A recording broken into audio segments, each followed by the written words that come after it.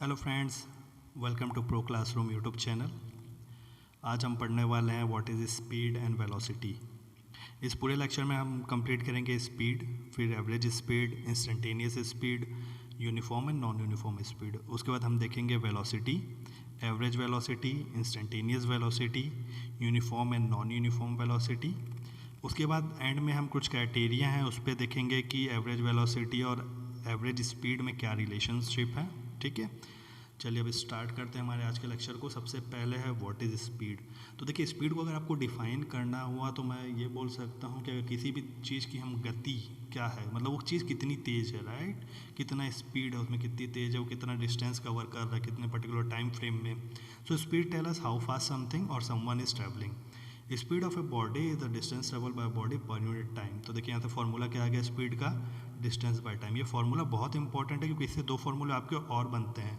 अगर मैं इसी में डिस्टेंस कैलकुलेट करना चाहूँ तो स्पीड इनटू टाइम, या मैं टाइम कैलकुलेट करना चाहूँ तो डिस्टेंस बाय स्पीड। सो एक ही फॉर्मूले को हम तीन तरीके से भी लिख सकते हैं। ठीक है, अब देखते हैं हमारा स्पीड की ऐसा यूनिट क्या होती है। देखिए, speed equal to distance by time है। डिस्टेंस की जो ऐसा यूनिट है वो है मीटर, टाइम का है सेकेंड।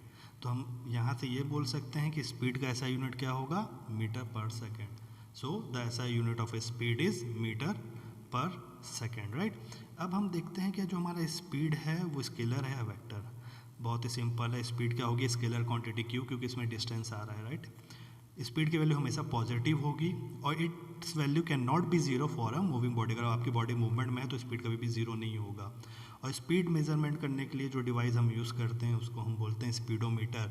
स्पीडोमीटर का सबसे अच्छा एग्जांपल है, आपकी गाड़ी में लगा रहता है ये स्पीडोमीटर, राइट। स्पीडोमीटर से ही हम एक और चीज़ मेज़र कर सकते हैं, वो इंस्टेंटेनियस स्पीड। चलिए, अब ये जो महाशय हैं गैलीलियो गैलीली, ये पहले व्यक्ति थे जिन्होंने स्पीड मेज़र किया था। ठीक है, तो Galileo defined speed as the distance covered per unit of time. Equation form में क्या हो गया वो, v equal to d by t, where v is speed, d is distance and t is time, right. अब हम एक example देखते हैं।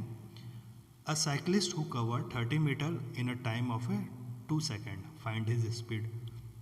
सिंपल सी बात है, आपको क्वेश्चन में डिस्टेंस दिया 30 मिनट का और टाइम दिया है 2 सेकंड का। स्पीड का फॉर्मूला है distance by time, 30 metre by 2 second, speed will be 15 metre per second, right. अगर आपको फॉर्मूला याद है, डिस्टेंस टाइम की वैल्यू गिवन है, वहाँ से आप स्पीड की वैल्यू इजीली कैलकुलेट कर सकते हैं। एक ये नोट है, इसको याद कर लीजिएगा कि जब भी वैल्यू अगर किलोमीटर पर आवर में दिया हो और आपको उसको मीटर पर सेकंड में कन्वर्ट करना हो तो उस वैल्यू को आप 5/18 से मल्टीप्लाई कर दीजिए। जैसे एग्जांपल में 36 किलोमीटर पर आवर को अगर मुझे कन्वर्ट करना है तो 36 को मैं 5/18 से मल्टीप्लाई कर दूंगा तो हो जाएगा 10 मीटर पर सेकेंड। ये बहुत ही ईजी तरीका है आपको किलोमीटर पर आवर को मीटर पर सेकेंड में कन्वर्ट करने का। अब देखते हैं एवरेज स्पीड। सबसे पहले तो एवरेज स्पीड की ज़रूरत क्यों पड़ी। Without average speed we can not calculate the you speed of a non uniform motion, right. Average speed is defined as the total distance covered divided by the time interval. Average speed does not describe the speed variation that may have taken place during short interval of time.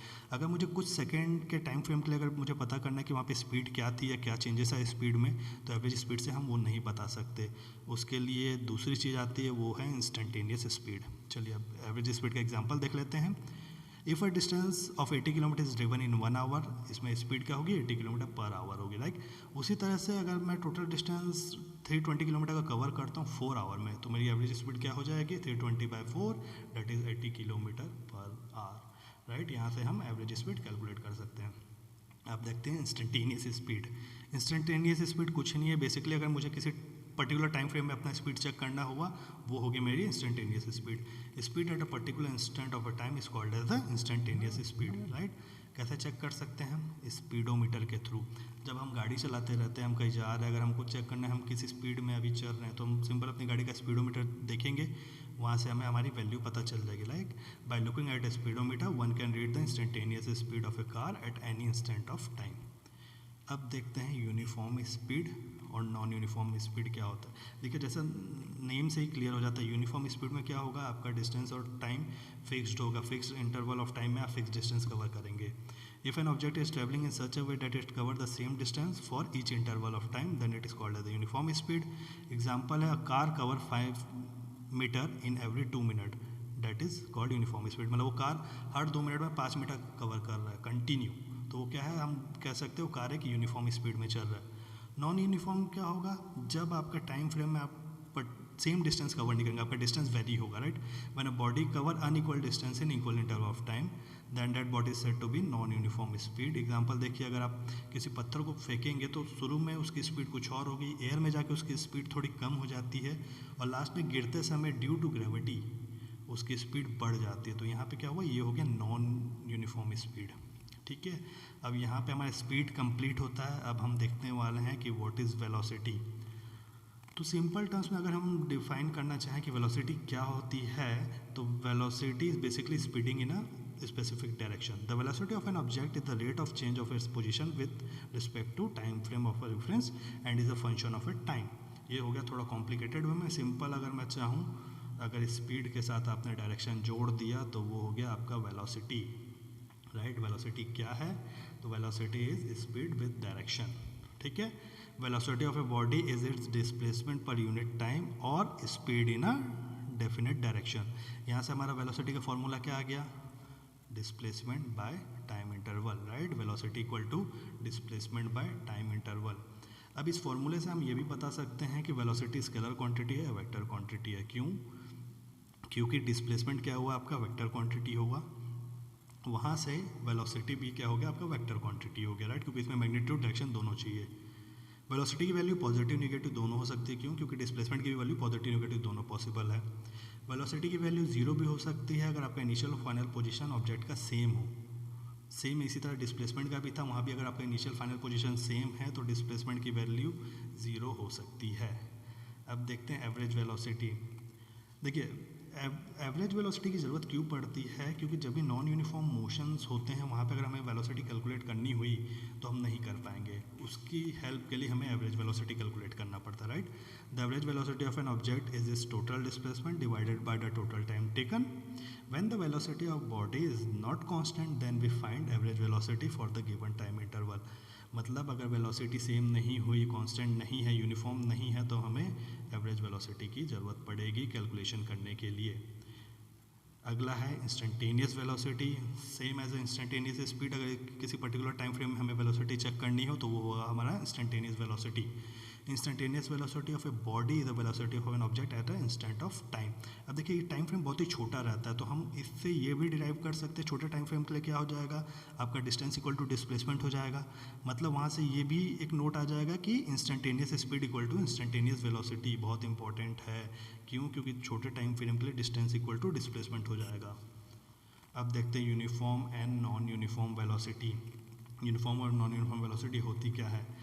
If a body cover equal displacement in equal interval of time, then we can say body is in uniform velocity. Uniform velocity is a term used to express a constant rate of change of distance per unit time, right? जब आपका velocity constant हुआ, हम constant equal time frame में equal displacement आ रहा है, तो हमारा ये बोल सकते हैं कि velocity uniform है, right? constant है, वो वहाँ से uniform velocity आ सकता है, ठीक है। लेकिन uniform velocity लाने के लिए भी कुछ criteria है। criteria क्या क्या है, पहला तो आपका डायरेक्शन चेंज नहीं होना चाहिए, right. Direction should be same. दूसरी, अगर आप स्ट्रेट लाइन में ट्रैवल कर रहे हैं तो आप अपना डायरेक्शन रिवर्स नहीं कर सकते, मतलब आप अपना डायरेक्शन चेंज नहीं कर सकते। और लास्ट में आता है magnitude of velocity should remain constant. मतलब जो आपका मैग्नीट्यूड है वो हर टाइम फ्रेम में कांस्टेंट होना चाहिए, वो चेंज नहीं होना चाहिए। मतलब इससे क्या हुआ, आपका डायरेक्शन चेंज नहीं होना चाहिए, मैग्नीट्यूड भी चेंज नहीं होना चाहिए, राइट। अगर ये दोनों आपका फिक्स्ड है, कांस्टेंट है, तो हम वेलोसिटी को यूनिफॉर्म वेलोसिटी कह सकते हैं। अब हम देखते हैं नॉन यूनिफॉर्म वेलोसिटी के लिए क्या होता है, राइट। सिंपल सी बात है, अगर इक्वल डिस्टेंस आप या इक्वल डिस्प्लेसमेंट आप कवर नहीं कर रहे हैं इक्वल इंटरवल ऑफ टाइम में, तो वो हो जाएगा नॉन यूनिफॉर्म वेलोसिटी। आपकी वेलोसिटी वेरिएबल है, मतलब नॉन यूनिफॉर्म है, right. When an object cover unequal distance in equal interval of time in a specified direction then it is called as a non uniform velocity, right. अब देखिए, जैसे uniform velocity के कुछ criteria थे, वैसे ही non uniform velocity के भी कुछ क्राइटेरिया होते हैं। क्या होते हैं, its magnitude change but direction remain same. Magnitude change हो सकता है लेकिन डायरेक्शन सेम। एग्जांपल के तौर पे ट्रेन है, स्टेशन पे रुकती है तो डायरेक्शन तो सेम रहता है लेकिन मैग्नीट्यूड चेंज हो जाता है। दूसरा क्या होगा कि मैग्नीट्यूड चेंज नहीं होगा लेकिन डायरेक्शन चेंज हो जाएगा। अगर हम कार से कहीं जा रहे हैं कांस्टेंट स्पीड में, हम यू टर्न ले लिए तो मैग्नीट्यूड सेम रहा लेकिन डायरेक्शन चेंज हो गया, राइट। तीसरा क्या होगा, जब डायरेक्शन मैग्नीट्यूड दोनों ही चेंज हो जाएगा, ठीक है, अगर दोनों ही चेंज हो गया तब भी वो नॉन यूनिफॉर्म वेलोसिटी है। मतलब यहाँ से क्लियर हो सकता है आपका मैग्नीट्यूड डायरेक्शन अगर दोनों चेंज हुआ या दोनों में से कोई एक भी चेंज हुआ तो वो नॉन यूनिफॉर्म हो जाएगा, राइट, और दोनों अगर सेम है तो वो यूनिफॉर्म हो जाएगा।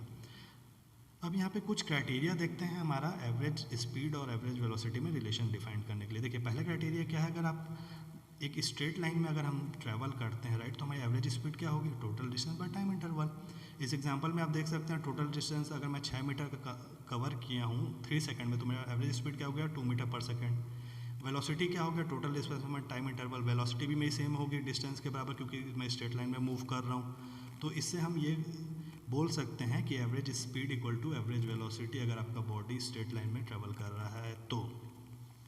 सेकंड क्राइटेरिया क्या आता है, हम तो स्ट्रेट लाइन में चल रहे हैं लेकिन एक पॉइंट के बाद हमने अपना डायरेक्शन रिवर्स कर लिया, राइट, तो वहाँ से हमारा जो एवरेज स्पीड कैलकुलेट करेंगे तो टोटल डिस्टेंस क्या हो जाएगा, अगर मैं पॉइंट ए से बी चल रहा हूँ फिर बी से वापस रिवर्स करके सी में आया तो टोटल डिस्टेंस मैंने कवर किया 11 मीटर, राइट, कितने टाइम में 7 सेकंड में। तो वहाँ से मैं अपना एवरेज स्पीड निकाल लूँगा। एवरेज वेलोसिटी होगी मेरा टोटल डिस्प्लेसमेंट, तो मेरा इनिशियल पोजीशन था ए, फाइनल था सी, वहाँ से मैंने डिस्प्लेसमेंट कैलकुलेट किया -3। तो ये जब मैं दोनों का कैलकुलेशन करूँगा तो उस कैलकुलेशन से मैं क्लियर देख सकता हूँ कि एवरेज स्पीड की वैल्यू ज़्यादा है एवरेज वेलोसिटी से। इसका ये मतलब है अगर हम स्ट्रेट डायरेक्शन में चल के अगर हमारा डायरेक्शन रिवर्स हुआ तो वहाँ पे एवरेज स्पीड बढ़ जाएगा, उसकी वैल्यू बढ़ जाएगी। क्यों बढ़ेगी, क्योंकि distance will be greater than displacement at that point, जो हम पिछले लेक्चर में देख चुके हैं। जो पिछले लेक्चर के कंक्लूजन थे सेम उसी कंक्लूजन को मैंने एवरेज स्पीड और एवरेज वेलोसिटी में रिलेट किया, राइट। अब देखते हैं अगर मैं स्ट्रेट ना जाके अगर मैं एक ट्रायंगल फॉर्म में चल रहा हूँ तो क्या होगा। सेम एवरेज स्पीड निकालने के लिए मेरा टोटल डिस्टेंस लेना पड़ेगा जो यहाँ पे 7 किलोमीटर है, राइट, और एवरेज वेलोसिटी क्या होगा उसके लिए मुझे डिस्प्लेसमेंट कैलकुलेट करना होगा। शॉर्टेस्ट पाथ ए टू सी का अगर मैं कैलकुलेट करूँगा तो वो होगा 5 किलोमीटर पाइथागोरस थ्योरम से। यहाँ से मैं एवरेज स्पीड और एवरेज वेलोसिटी कैलकुलेट करके देख सकता हूँ कि एक आ रहा है 7 किलोमीटर, एक आ रहा है 5 किलोमीटर। मतलब क्या हुआ, एवरेज स्पीड ज़्यादा हुई एवरेज वेलोसिटी से। रीज़न क्या हुआ, डिस्टेंस ज़्यादा हुआ यहाँ डिस्प्लेसमेंट से। तो ये याद रखिए जब जब आपका डिस्टेंस इंक्रीज होगा आपका एवरेज स्पीड ज़्यादा रहेगा as compare to average velocity. Same है अगर हम कर्व पाथ में जा रहे हैं, राइट, कर्व पाथ में भी हमारा क्या होगा, टोटल जो डिस्टेंस हुआ वो ज़्यादा हुआ एज़ कम्पेयर टू डिस्प्लेसमेंट। अगर डिस्टेंस हमारा ज़्यादा हो रहा है तो वहाँ से हमारा क्या एवरेज स्पीड ज़्यादा हो रहा है as compare to average velocity. इस न्यूमेरिकल में हम देख सकते हैं कि एवरेज स्पीड आ रही है हमारी 11/3 मीटर पर सेकंड, लेकिन एवरेज वेलोसिटी क्या आ रही है 7/3 मीटर पर सेकंड। मतलब अगर हम कर्व पाथ में भी ट्रेवल कर रहे हैं तब भी हमारा एवरेज स्पीड ज़्यादा हुआ एवरेज वेलोसिटी से। तो एवरेज स्पीड और एवरेज वेलोसिटी के बीच में जो रिलेशंस है वो नॉर्मल डिस्टेंस और डिस्प्लेसमेंट के बीच के रिलेशन के हिसाब से ही होंगे। अगर आपका डिस्टेंस और डिस्प्लेसमेंट इक्वल हुआ तो एवरेज वेलोसिटी और एवरेज स्पीड इक्वल होगा। अगर आपका डिस्टेंस हाई हुआ तो आपका एवरेज स्पीड हाई होगा, राइट। चलिए लास्ट कंक्लूजन है, अगर हम सर्कुलर पाथ फॉलो कर रहे हैं, सर्कुलर पाथ फॉलो कर रहे हैं तो एवरेज स्पीड तो टोटल डिस्टेंस हो गया, लेकिन सर्कुलर पाथ में क्या होगा, आपका फाइनल और इनिशियल जो पॉइंट है, स्टार्टिंग पॉइंट और एंड पॉइंट सेम होगा तो डिस्प्लेसमेंट ज़ीरो हो जाएगा। डिस्प्लेसमेंट अगर आपका ज़ीरो हुआ तो आपका एवरेज वेलोसिटी भी ज़ीरो हो जाएगा, राइट। ये मैंने जब एवरेज वेलोसिटी हम पढ़ रहे तो उसमें एक पॉइंट लिखाया था कि average velocity can be zero if final and initial positions are same. So guys thank you, hope you guys like this lecture. आपको पसंद आया होगा आज का लेक्चर और शायद समझ में भी आया होगा। मैंने जितना सिंपल हो सके उतना सिंपल में समझाने की कोशिश की है। सो प्लीज़ मेरे चैनल को सब्सक्राइब करें, लाइक करें, अपने व्यूज़ बताएं जिससे मैं और इम्प्रूव हो सकूं। हमारा फेसबुक पेज भी है और इंस्टाग्राम पेज भी है, प्रो क्लासरूम नाम से ही वो है, आप उसको सर्च कर सकते हैं, उसे भी लाइक फॉलो कर सकते हैं लेटेस्ट अपडेट और लेटेस्ट क्लास के लिए। So thank you, have a nice day.